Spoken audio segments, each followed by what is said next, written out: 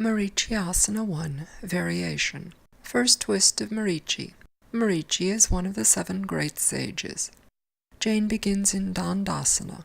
First she pulls her right foot toward her hip. She places her right elbow on the inside of her right knee with her fingers pointing up. Next she puts her left hand behind her.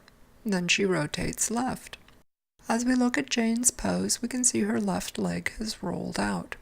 Her right heel and hip have lifted from the floor as her right leg dropped to the side. Her shoulders rolled forward as her back bowed out, collapsing her chest. She's leaned back, away from her right thigh. Let's have her return to Dandasana and try the other side.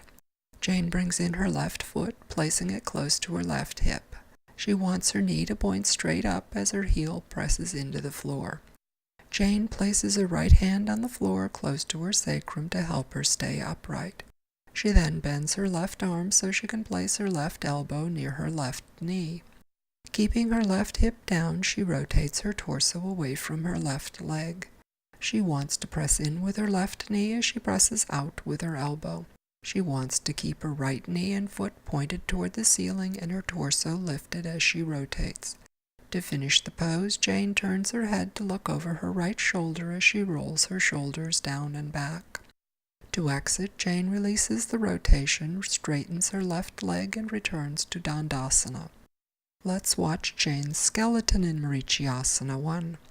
As we look at her initial pose, we can see how her left leg has rolled out. Her right leg leaned to the right as her hip and heel lifted. Her back is bowed out as her shoulders rolled forward, collapsing her chest.